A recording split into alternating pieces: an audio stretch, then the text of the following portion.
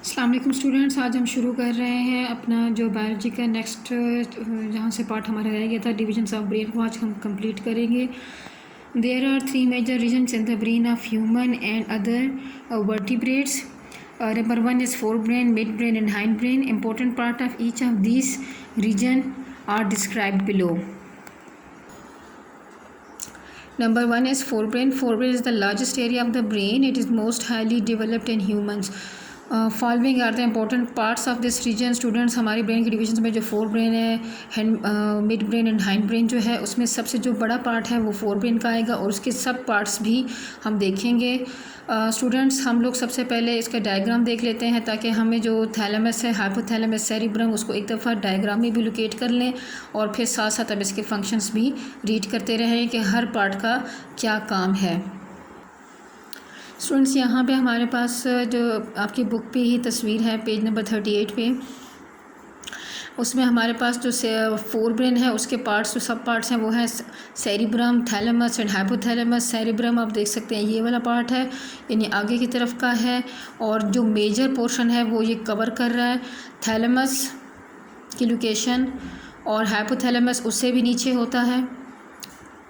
यहाँ पे pituitary gland है। ये लोब भी आप देखेंगे इसके भी फंक्शंस आ रहे हैं कि जो ब्रेन को फर्दर डिवाइड किया गया है लोब की शक्ल में, temporal, frontal, occipital, parietal lobe, तो इनका भी अपना अपना एक काम है। मिड ब्रेन स्टूडेंट्स, यहाँ पे जैसे कि आप देख सकते हैं ये सिर्फ फोर ब्रेन और जो हाइंड ब्रेन है उसको उसके बीच में ब्रिज का काम करता है, जोड़ने का काम करता है। इसके बाद हाइंड ब्रेन के जो पार्ट्स हैं सेरिबेलम, पोन्स, मेडुला ऑब्लिंगेटा और नीचे स्पाइनल कॉर्ड आ रहा है। तो स्टूडेंट्स, अब हम देखेंगे सबसे पहले हमारे पास यहाँ पे जो डिस्क्रिप्शन इसकी आ रही है वो थैलेमस की है, उसके बाद हाइपोथैलेमस, फिर हम सेरिब्रम को डिटेल में देखेंगे।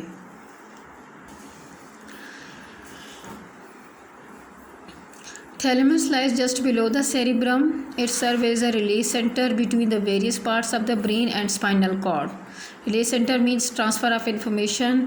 सिग्नल्स को ट्रांसफ़र करेगा between the brain and the spinal cord. It also receives and modifies sensory impulses except from the nose. Student, ये जितने भी सेंसरी इम्पल्स उसको रिसीव भी करता है, उसको मॉडिफाई भी करता है, लेकिन सिवाय नोज़ के जो इम्पल्सेस है वो कौन रिसीव करता है? वो सेरिब्रम है, इसमें हम पढ़ेंगे। Before they travel to cerebrum, thalamus is also involved in the pain perception and consciousness.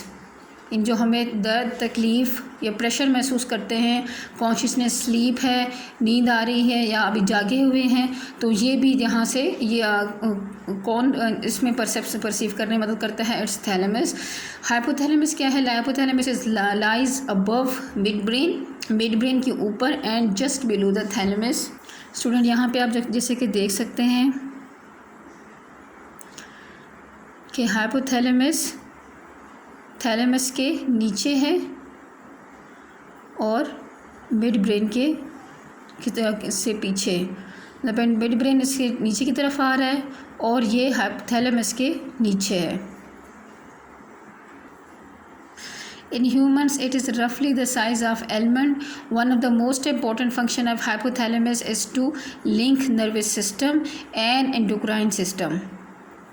Student, endocrine system जो जितना भी हमारा ग्लैंड्स का सिस्टम है तो वो सारा कंट्रोल यहाँ से होता है हाइपोथैलेमस के, और हाइपोथैलेमस का काम है कि एंडोक्राइन सिस्टम है और जो नर्वस सिस्टम है तो उनके दरमियान कोऑर्डिनेशन पैदा करता है, लिंक पैदा करता है। It control a secretion of pituitary glands.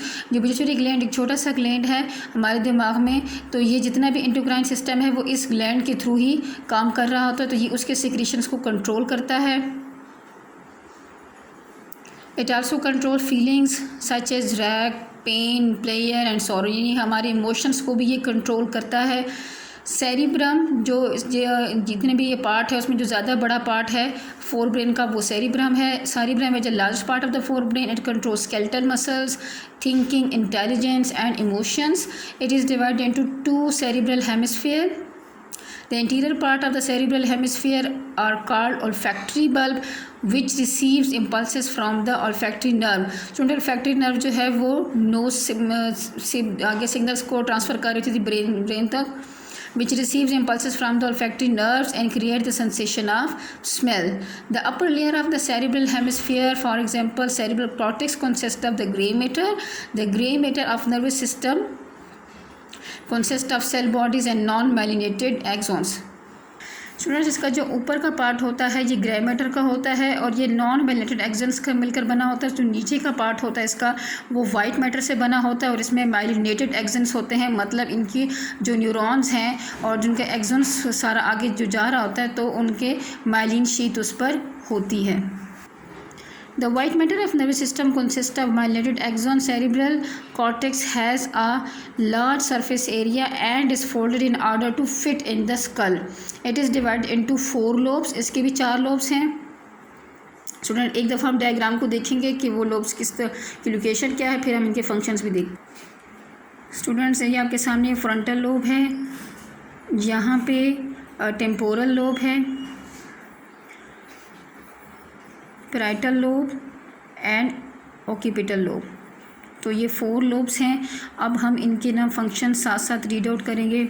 सबसे पहले हमारे पास फ्रंटल लोब है।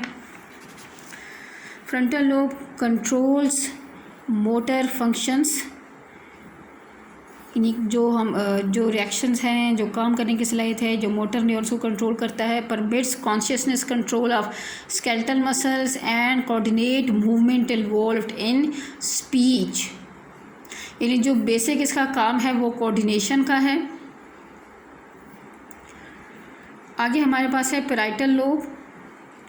Parietal lobe contains sensory areas that receive impulses from skin, यानी इनका जो सेंस ऑफ टच के साथ इसका ज़्यादा ताल्लुक़ है कि ये जो जितने भी सेंसरी न्यूरॉन्स हैं जो कि इम्पल्सेस इनको प्रोवाइड करेंगे तो वो स्किन से होगा। Occipital lobe receives and analyse visual information, sense of sight, इसका ताल्लुक़ सेंस ऑफ साइट के साथ ज़्यादा है। And temporal concern with hearing and smell. Students, अगर हम इसको समराइज़ करें उसका मतलब है कि फ्रंटल लोब जो है वो कोऑर्डिनेशन का काम करता है स्केलेटल मसल्स के मूवमेंट में और स्पीच में, जो मतलब कोऑर्डिनेशन चाहिए होती है तो उसमें काम करता है। पैराइटल लोब का काम है कि वो स्किन की तरफ से जो भी सेंसरी इम्पल्सेस रिसीव होती हैं तो वो उसको एनालाइज करता है। और ऑक्यूपिटल लोब जो है वो साइट, यानी जो चीज़ें भी देखता है विजुलाइज करता है, ये उस पर काम करता है। और हियरिंग एंड स्मेल जो है वो टेम्पोरल लोब की तरफ फंक्शंस में आते हैं, ये उन पे इसका काम है। तो स्टूडेंट आगे हमारे पास है mid brain. Mid brain lies between hind brain and fore brain and connects the two. तो यहाँ पे स्टूडेंट्स हम देख सकते हैं कि जो मिड ब्रेन है,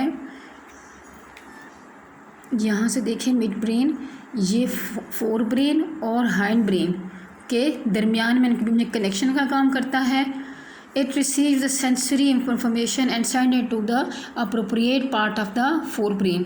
अब ये क्या करता है कि इन्फॉर्मेशन इसे जितने भी सेंसरी इंफॉर्मेशन है इम्पल्सेस को रिसीव करेगा और फोर ब्रेन के ये हमने जितने पार्ट्स पढ़े थे उनके जो फंक्शंस हैं तो वो उनको उस हिसाब से आगे फॉरवर्ड कर देगा। Mid brain also control some auditory reflexes and posture. तो ये इनके ये बेसिक इसके ये 3 काम हैं। एक तो कनेक्शन का काम कर रहा है दूसरा सिग्नल्स को आगे फोर ब्रेन तक अप्रोप्रिएट पार्ट तक पहुंचाता है जिसमें उसका वो प्रोसेसिंग होती है। दूसरा मिड ब्रेन का एक और फंक्शन है कि वो कंट्रोल कुछ करता है ऑडिटरी रिफ्लेक्सेस और पोस्चर को भी। नेक्स्ट हमारे पास है hind brain. Hind brain consist of 3 major parts. Medulla oblongata lies on the top of the spinal cord. ये जिसमें देख सकते हैं कि मेडुला ऑब्लिगेंटा जो है वो बिल्कुल स्पाइनल कॉर्ड के ऊपर है, इसके ऊपर पोन्स है और ये सेरिब्लम है। पोन्स जो है वो सेरिब्लम और स्पाइनल कॉर्ड के दरमियान कनेक्शन का काम करता है, कोऑर्डिनेशन का काम करता है और बाकी जो स्पाइनल कॉर्ड से जितने भी आगे इन्फॉर्मेशन जाने होते हैं ये कंट्रोल करता है ये मेडुला ऑब्लिगेंटा। बाकी इसके जो अपने फंक्शंस हैं वो क्या है, licence of spinal cord controls breathing, heart rate and blood pressure. It also control many reflexes such as vomiting, coughing, sneezing, etc. Information that passes between the spinal cord and the rest of brain passes through medulla. Cerebellum is behind medulla. ये देख सकते हैं, ये medulla के पीछे है। It coordinates muscle movement. तो cerebrum का जो मेन फंक्शन हमारे पास क्या आ रहा है कि वो मसल मूवमेंट्स में कोऑर्डिनेशन करता है। Pons is present on the top of the medulla. It assists medulla in controlling the breathing and serve as a connection between the cerebellum and spinal cord. Students, आज का lecture इतना ही। Hopefully कि आपको समझ में आ गया होगा। आपने खुद भी घर में इसको अच्छे से रीड आउट करना है और साथ साथ टॉपिक्स अच्छे से प्रिपेयर करते चले जाएं। अपना बहुत ख्याल रखिए। अल्लाह हाफिज़।